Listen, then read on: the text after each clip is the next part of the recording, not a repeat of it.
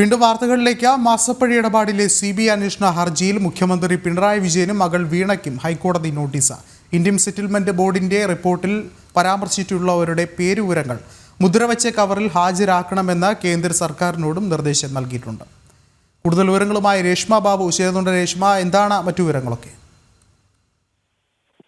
വിഷ്ണു, മാസപ്പടി ഇടപാടിൽ CBI അന്വേഷണം ആവശ്യപ്പെട്ടുകൊണ്ട്, അതായത് മുഖ്യമന്ത്രി പിണറായി വിജയൻ, വീണ വിജയൻ, CMR തുടങ്ങിയ എല്ലാവർക്കുമെതിരെ CBI അന്വേഷണം ആവശ്യപ്പെട്ടുകൊണ്ട് വടക്കൻ പറവൂർ സ്വദേശി നൽകിയ പൊതുതാൽപര്യ ഹർജിയിലാണ് ഇപ്പോൾ മുഖ്യമന്ത്രിക്കും വീണ വിജയനും അടക്കമുള്ള എതിർകക്ഷികൾക്ക് ഹൈക്കോടതി നോട്ടീസ് അയച്ചിരിക്കുന്നത്. അതോടൊപ്പം തന്നെ ഇന്ത്യൻ സെറ്റിൽമെന്റിന്റെ ബോർഡിന്റെ റിപ്പോർട്ടിൽ ആരുടെയൊക്കെയാണോ പേര് പരാമർശിച്ചിട്ടുള്ളത് അവരുടെ പേര് വിവരങ്ങൾ മുദ്രവെച്ച കവറിൽ സമർപ്പിക്കാനായിട്ട് കേന്ദ്ര സർക്കാരിന് നിലവിൽ ഹൈക്കോടതി ഡിവിഷൻ ബെഞ്ച് നിർദ്ദേശം നൽകിയിരിക്കുകയാണ്. ഇന്ന് ഈ ഹർജി പരിഗണിച്ച സമയത്ത് SFIOയുടെ അന്വേഷണം പൂർത്തിയാക്കി റിപ്പോർട്ട് സമർപ്പിച്ചു എന്നുള്ള കാര്യമാണ് കേന്ദ്ര സർക്കാർ വ്യക്തമാക്കിയത്.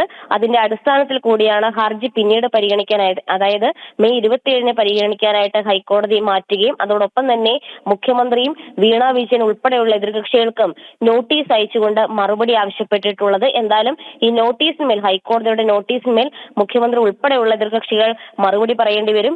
മെയ് 27-ന് മുൻപ് ഇത് സംബന്ധിച്ച് രേഖാമൂലം തന്നെ അവർ മറുപടി അറിയിക്കുക തന്നെ വേണം. അതോടൊപ്പം തന്നെ ഇന്ത്യൻ സെറ്റിൽമെന്റിന്റെ ബോർഡിന്റെ അതിന്റെ റിപ്പോർട്ടിൽ ആരുടെയൊക്കെയാണോ പേരുവിവരങ്ങളുള്ളത് ഇക്കാര്യം സീൽഡ് കവറിൽ കേന്ദ്ര സർക്കാരും ഹൈക്കോടതിയിൽ മെയ് മാസം 27-ന് മുൻപ് സമർപ്പിക്കുകയും വേണം.